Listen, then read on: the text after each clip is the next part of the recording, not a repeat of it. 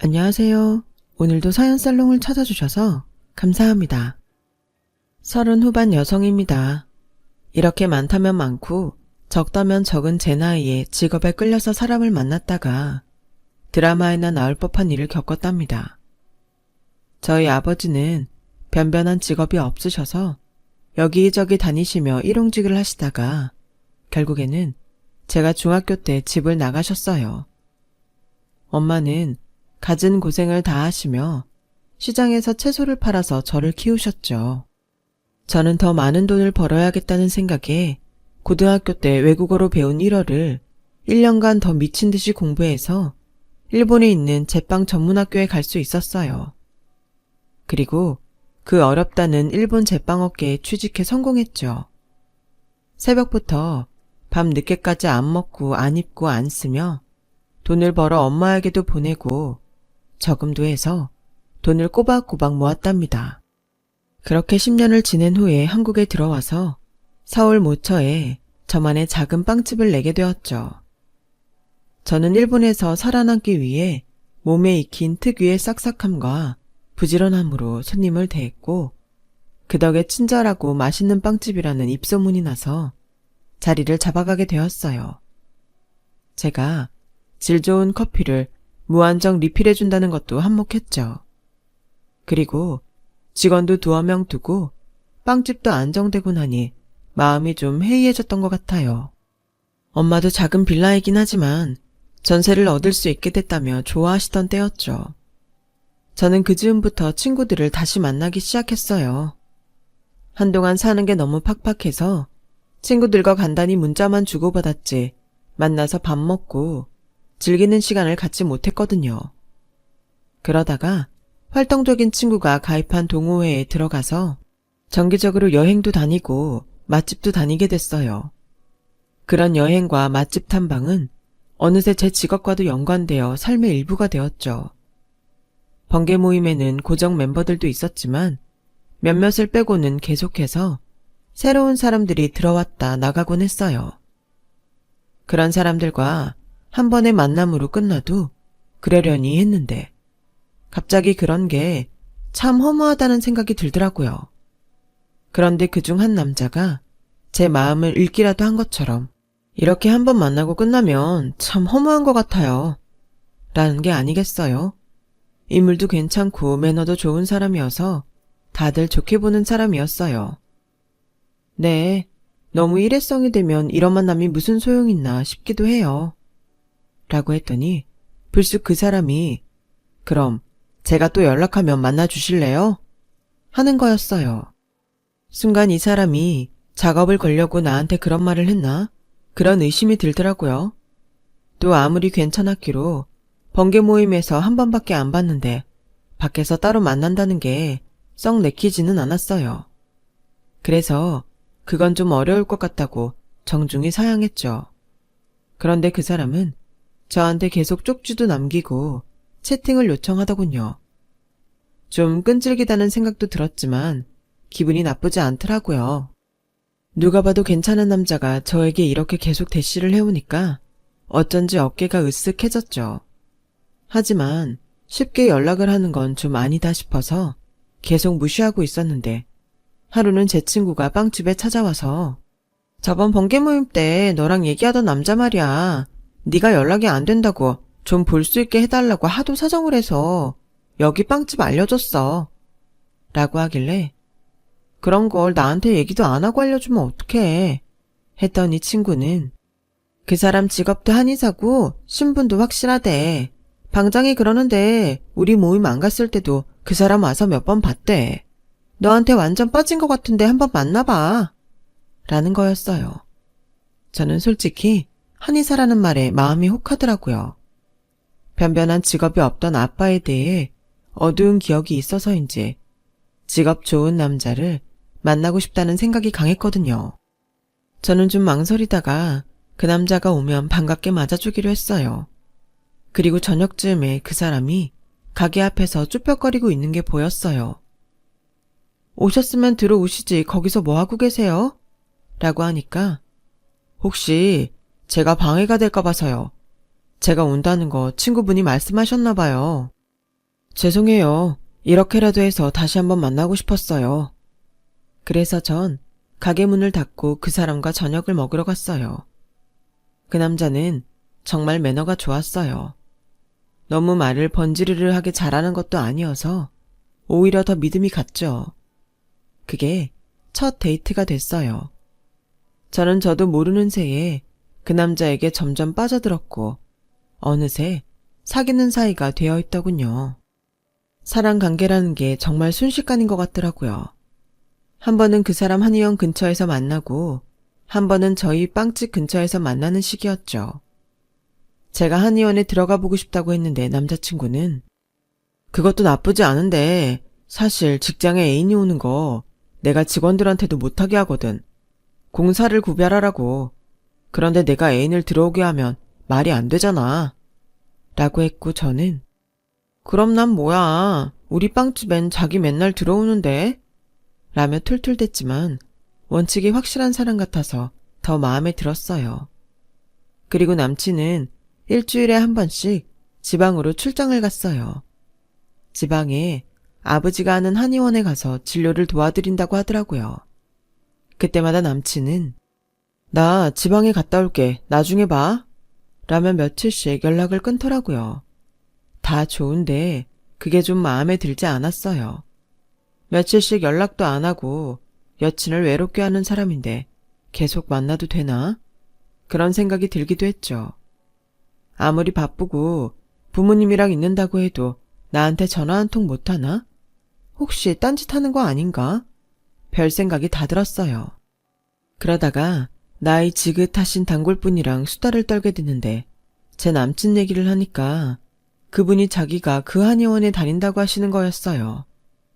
그래서 너무 반가워서 어머, 제가 잘 봐드리라고 말씀드려 놓을게요. 라며 자랑도 할 겸 남친 사진을 보여드렸어요. 근데 그분이 하시는 말씀이 이상하다. 이런 얼굴이 아니었는데? 사진이라서 그런가 구분을 잘 못하겠네. 혹시 이름이 어떻게 되시나? 라는 거였어요. 저는 좀 당황했지만 침착하게 한장우예요. 라고 했더니 고개를 갸우뚱하다가 가방을 뒤져 명함을 꺼내 그래 맞아. 김무성인데 다른 한의사였나 보네. 갑자기 소름이 끼치면서 몸이 부르르 떨리더라고요. 아무래도 사기꾼한테 걸린 것 같다는 생각이 들었죠. 한사코 한의원에 못 들어오게 했던 이유가 이거구나 싶어 너무 화가 나고 분해서 당장 만나자고 전화를 걸었어요. 그리고 남친에게 무작정 따졌어요. 거기 한의사 이름이 김우성이더라. 자기 거기 한의사인 거 맞아? 우리 가게 단골 아줌마가 자기 사진도 못 알아보던데 이게 대체 어떻게 된 건지 설명 좀 해봐. 라며 길길이 뛰었더니 미안해.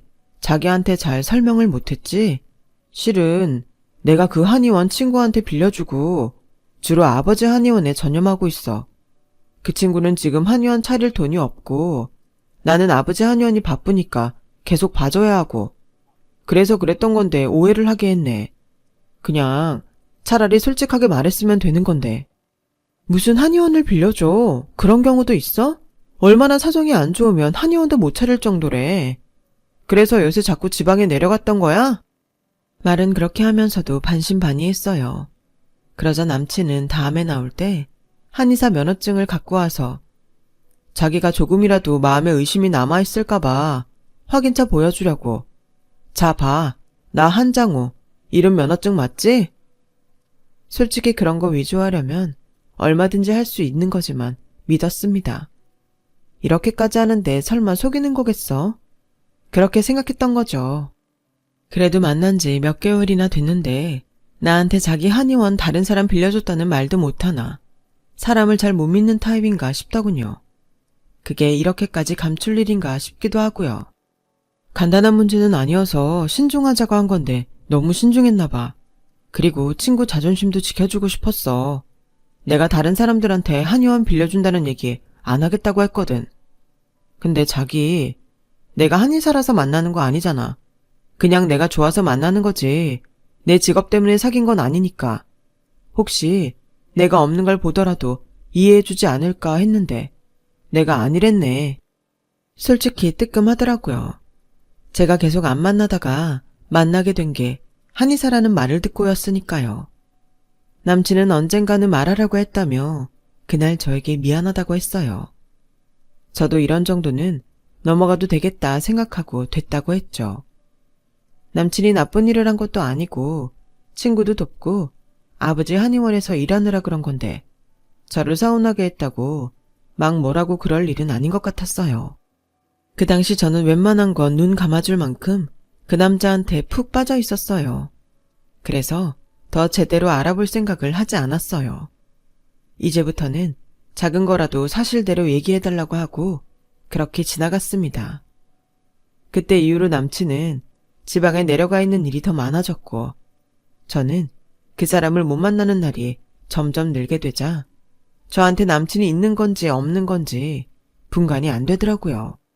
저는 결혼도 생각하고 있었기 때문에 지방에 내려가서도 연락 좀 잘 됐으면 좋겠다고 생각했어요. 그래서 언제 한번 같이 내려가서 인사도 드리고 그 근처에 집도 알아보자고 했죠. 알고 보니 엄마가 제가 보냈던 돈들을 여기저기 투자를 많이 하셔서 상당히 많은 액수로 늘려놓으셨더라고요. 그걸 제 이름으로 다 해놓으셨고요. 그거면 친구가 있는 한의원 페이닥터 개념으로 아주 넘기고 새 한의원을 차려도 되겠더라고요.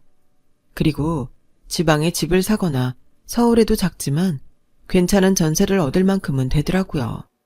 어차피 왔다 갔다 할 거면 편하게 자기 집이 있는 게 좋겠다 싶었죠. 또 남친도 한의사이고 버는 돈이 있으니 둘이 합치고 대출을 받으면 서울에도 집을 장만할 수 있지 않을까 그런 꿈에 부풀었어요. 제가 그런 이야기를 하자 남친은 더 열심히 일한다면서 일주일 내내 지방에 있기도 했어요. 그 바람에 저는 혼자서 결혼식 준비를 해야 했지만 둘이 같이 할 날들을 생각하며 열심히 알아보고 다녔죠. 이제 예식장 비용만 치르면 준비가 다 될 때였어요. 갑자기 남친이 전화로 자기야, 우리 아버지 친구분 아들이 서울에서 갑자기 사고를 당했대. 나도 아버지도 못 올라가 볼 것 같아서 그러는데 자기가 그쪽으로 나랑 아버지 이름으로 부조금 200만 원만 보내줘. 아버지가 예전에 많이 신세진 분이어서 그냥 모른 척할 수 없어서 그래. 정말 미안한데 지금 여기 한의원이 한쪽은 공사하고 한쪽은 진료 보느라 너무 정신이 없어서 그래. 그분 우리 결혼할 때 그거 배로 갚으실 분이니까 그때 자기가 다 가져가는 걸로 하고 돈 좀 보내줘. 그걸 거기서 보내면 되지. 굳이 내가 보내야 하나? 좀 이상하긴 했는데 아버님이 예비 며느리 자랑을 하고 싶어 하신다는 말에 그래, 그럴 수도 있겠다 하면서 보내줬죠. 저는 그 사람은 믿어도 되겠다고 생각했으니까요. 게다가 전에 만나본 아버님 어머님은 다 교양이 있으셨고 어딘가 수줍어 보이고 말수도 적으셨어요. 남친이 자주 올라와 보진 못했지만 결혼식 준비가 끝나고 저희는 행복한 결혼식을 올리게 됐죠. 그리고 동남아로 신혼여행까지 잘 다녀오고 나서 가게에 나가게 됐는데 친구가 와서 근데 네 남편 결혼식에 왜 하객 알바 썼어? 우리 동네 아는 애 있어서 내가 어떻게 왔냐고 하니까 남편 쪽 하객 알바 왔다고 하더라고. 라고 하길래 뭔가 착각한 거 아니야? 우리 남편이 왜 알바를 써? 했더니 아니야, 진짜 확실해. 동창 알바랬어. 너한테 아무 말 안 했지? 슬쩍 떠봐. 그러고 보니 하객들이 어딘가 이상하다는 생각이 들었어요. 친구들이라고 하는데 별로 친해 보이지도 않았거든요. 너무 오랜만에 만나서 그랬겠지 했는데 알바여서 그럴 수도 있겠더라고요. 그래서 저는 그날 밤에 자기야, 혹시 결혼식 날 하객 알바 썼어? 내 친구가 아는 사람 봤는데 알바라고 했다더라? 라고 물으니까 남편은 친구들이 많이 못 온다고 해서 그랬는데? 라고 태연하게 대답하더라고요. 내가 바쁘다 보니까 친구들도 별로 못 만나고 우리 모임 안 나간 지도 오래됐잖아. 그래서 너무 식장이 비면 안 좋아 보일 것 같아서 알바 좀 썼는데 그걸 그 친구는 또 자기한테 말했대? 사람마다 사정이 있으니 그럴 수도 있겠다. 좀 넘어가지. 하긴 그럴 수도 있는 일이었죠. 자기 친구들이 너무 적으면 자기 사회성 없다고 생각할까봐 걱정했다는 말에 알겠다고 했고 친구 이름 미안하다고 사과했어요. 그리고 저희의 알콩달콩 신혼생활이 시작됐습니다. 하지만 남편은 며칠씩 지방에 가 있기 일쑤였고 저는 혼자 텅 빈 방에 있을 때마다 왜 결혼을 했지? 점점 그런 생각이 들게 됐죠. 서울에 새 한의원을 열자고 해도 조금만 기다려 달라고만 했고요. 그러면서 계속 조금씩 돈도 가져갔어요. 한 번에 50, 100 이러던 게 많게는 몇백씩 가져가게 되더군요. 한의원이 어려워서 그러는 건가 하는 생각도 해봤고 남모르는 빚을 진 건가 별 상상을 다 하게 되더라고요. 자꾸 이 핑계 저 핑계로 가져가는 돈이 어느새 몇 천이 됐어요. 그래서 서울 온 남편에게 따져 물었더니 자기 또 왜 그래? 자꾸 날 의심하는 것 같아 섭섭하네. 라고 하면서 바로 3천만 원을 제 계좌에 넣어주더군요. 나는 그냥 내 돈이나 자기 돈이나 그 돈이 그 돈이지 한 거였지. 이렇게 하나하나 따질 줄은 몰랐는데. 암튼 이런 걸로 피곤하게 싸우지 말자. 라고 하니 저는 또 입을 다물 수밖에 없었어요.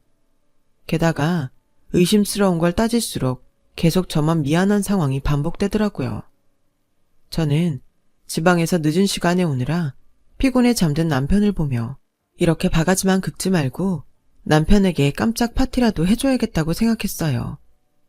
남편이 다시 지방에 내려가고 난 후 저는 온갖 솜씨를 발휘해서 먹음직스러운 빵을 잔뜩 만들어서 한 보따리 싸서 남편을 따라 내려갔어요.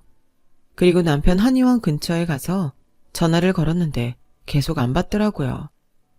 저는 길을 잘 몰라서 물어물어 한의원을 찾아갔죠. 데스크에 있는 간호사분에게 아버님이랑 남편을 보러 왔다고 했더니 간호사는 고개를 갸우뚱하며 좀 이상하다는 듯 저를 쳐다보더라고요. 잠깐만 기다려보라고 하고 안으로 들어가더군요. 그리고 잠시 후 50대쯤 보이는 남자분이 가운을 입은 채 나오셨어요. 저를 찾아오신 게 맞나요? 여기 한의사는 저밖에 없는데요. 저는 말문이 막히고 머리가 아파오기 시작했어요. 대체 이게 어떻게 된 일인지 하나하나 되짚어봤죠. 왜 하나하나 의심스러운 게 해결되면 또 이런 일이 생기는 건지. 저는 혹시 제 남편에게 한의원을 넘겨받았는지 여기서 계속 하신 게 맞는지 재차 물었죠. 전에 한의원 하던 거 인수받은 건 맞는데 벌써 몇 년 됐어요. 그 한의사분이 이쪽 일을 접으신다고 해서 지금은 어디 계신지도 모르겠네요. 전 아무래도 속았다 싶었습니다.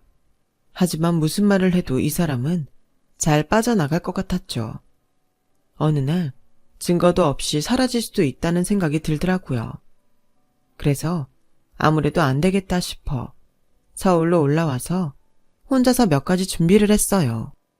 남편이 오자 저는 태연하게 나 이번에 자기 한의원에 돌리려고 빵 잔뜩 만들어서 가져가려다가 말았는데 내가 빵 좀 만들어줄게 가져갈래? 라고 했더니 남편은 그래? 주면 잘 먹을게. 고마워. 다들 좋아하겠다. 라며 진심으로 좋아하는 것 같더라고요. 역시 말로나 다른 걸로는 뭘 알아낼 방도가 없겠다 싶었어요. 그래서 저는 다음번 지방 갈 때 남편 셔츠 단추에 소형 카메라를 달고 몰래 남편 휴대폰에 GPS 앱도 깔아놨죠. 남편이 간 후에 GPS를 켰더니 중간에 엉뚱한 데로 빠지더라고요. 제가 남편 시댁이라고 인사를 갔던 곳이 아닌 전혀 다른 지역에서 GPS가 깜빡였어요. 너무 궁금해서 견딜 수가 없더라고요. 그래서 그곳으로 가서 남편 GPS가 가리키는 곳을 찾았어요. 거기는 주택가였어요. 저는 주변을 두리번거리다가 저만치해서 다른 여자와 다정하게 나오는 남편을 보고는 몸을 숨겼어요. 그 사람은 여자와 걸어 나오면서 사람들에게 인사도 하더라고요. 아무리 봐도 보통 사이가 아닌 것 같았죠. 하지만 이대로 쫓아가 잡는다 해도 남편은 또 능숙하게 넘어갈 게 분명했어요. 저는 일단 서울로 돌아와서 카메라에 뭐가 찍혔을지 기다리기로 했어요. 그런데 이틀이 지나고 나니 이번에는 GPS가 다시 한의원이 있는 지역으로 움직이더라고요. 그 동네에도 뭔가 있긴 있구나 했죠. 중간에 전화를 몇 번 걸어봤지만 남편은 한 번도 전화를 받지 않았어요. 저는 옆에 다른 여자가 있으니 받을 수도 없는 거라고 생각했어요. 그리고 남편이 오기로 한 날이 되었는데 밤늦게까지 연락도 없고 오지도 않았어요. 이 사람이 이제 거기서 아예 눌러 앉기로 했나? 별 생각이 다 들더군요. 그런데 밤 12시가 지나서 큰 병원 응급실에서 전화가 왔어요. 남편이 크게 다쳐서 의식을 잃어서 실려왔는데 제 번호가 응급번호에 있어서 연락을 했다고 하더라고요. 저는 왜 갑자기 다쳤다는 건가? 그것도 거짓말 같았지만 어쨌든 병원으로 가보았죠. 남편은 얼굴 여기저기가 터져 있었고 머리에도 붕대를 감고 있었어요. 그런데 뒤에서 경찰이 저를 부르더라고요. 어떤 남자가 지방에서부터 남편을 따라와서 백화점 주차장에 차 세우자마자 달려들어서 때렸다는 거였어요. 그러면서 휴대폰으로 남자 사진을 보여줬죠. 전혀 모르는 사람이었고 왜 남편을 때렸는지도 알 수 없었어요. 그러다가 혹시 그 남자가 남편과 같이 있던 여자의 애인이나 남편인가? 그런 생각이 들었어요. 그제야 잠깐 잊고 있었던 소형 카메라가 떠올랐어요. 남편 옷에 붙여놓았던 카메라를 찾았죠. 다행히 잘 붙어 있더군요. 병원 데스크에 사정을 해서 노트북을 빌려서 카메라 영상을 틀었어요. 영상을 본 저는 눈이 휘둥그레졌어요. 제가 남편을 뒤쫓아갔다 본 여자가 얘들아 선생님 모셨다 하니까 어느 건물에서 아이들이 우르르 나오며 선생님 안녕하세요 하며 막 매달리는 거였어요. 거긴 복지시설이었고 그 여자는 거기 선생님이었던 거예요. 남편은 아이들이 아픈 곳이 없는지 살펴주고 제가 만들어준 빵도 나눠주고 약도 지어서 주는 게 보였어요. 시댁 동네에서는 요양시설을 방문하더군요. 노인분들에게 다정히 말을 걸면서 여기저기 아픈 데를 살펴보고 약도 직접 데워서 먹이는데 저도 모르게 눈물이 났어요. 거기서는 시아버지도 같이 진맥을 보시더라고요. 순간 제가 남편을 의심했던 것들이 어찌나 낯뜨겁고 부끄럽던지 말로 다 할 수 없었어요. 남편이 깨어나자 저는 자기 대체 왜 이렇게 맞고 다니는 거야? 좋은 일 하는 사람을 왜 때린 건데? 하며 울먹이자 남편은 그걸 어떻게 알았냐며 차분히 설명하더라고요.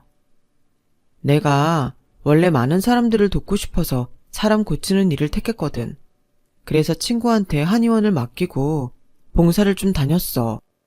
근데 왜 나한테 말 안 했어? 내가 작은 거라도 숨기지 말라고 했잖아. 그냥 진료를 보면 돈을 더 많이 벌 수 있는데 그렇게 못하니까 미안해서 말을 못하겠더라고. 그래서 시간을 더 늘려서 진료도 보고 봉사도 했지. 남편을 때린 남자는 요양시설에서 일하는 사람인데 남편이 무료 봉사를 하니까 자기도 진료를 봐달라고 하고 공짜로 보약도 달라고 했다더군요. 처음에는 해줬는데 아프지도 않은데 자꾸 보약을 달라고 해서 거절했더니 폭행을 한 거였어요. 남편은 제가 빵 만들어준 게 고마워서 백화점에서 선물을 사서 주려다가 앙심을 품고 쫓아온 남자한테 사고를 당한 거였죠. 아니, 대체 무슨 생각이면 공짜로 보약을 못 먹었다고 사람을 멀리까지 쫓아와서 해야 하는 건지 모르겠더라고요. 저는 남편에게 그럼 좋은 일 하는데 뭐라고 할 사람이 어딨어. 자기 너무 멋있어. 직업만 좋은 게 아니고 사람이 너무 근사해. 나도 벌고 여윳돈도 있으니까 너무 맘 쓰지 말고 하고 싶은 대로 해. 라고 하자 남편은 고맙다며 제 손을 꼭 잡더라고요. 아빠와는 다른 사람을 만나겠다는 보상 심리에 선택한 사람이었는데 저에게는 너무 분에 넘칠 만큼 좋은 남편을 만나게 된 게 너무 감사해서 저도 요즘은 남편을 따라서 함께 봉사를 다니고 있어요. 남편은 제게 세상이 그래도 살만하다는 걸 깨닫게 해준 사람이죠. 저 정말 결혼 잘한 것 같죠? 어렵고 힘든 시간들도 있었지만 제가 똑바로 살려고 노력하고 열심히 일했더니 이런 보석 같은 남자를 만난 것 같아요. 여기까지 제 인생 얘기를 들어주셔서 감사합니다. 항상 열심히 살려고 노력하면서 살아보겠습니다. 모두들 건강하시고 행복하세요. 여러분, 사연 댓글에 응원과 현명한 조언 부탁드려요. 좋아요와 구독은 저에게 큰 힘이 됩니다. 오늘도 좋은 일 가득하세요.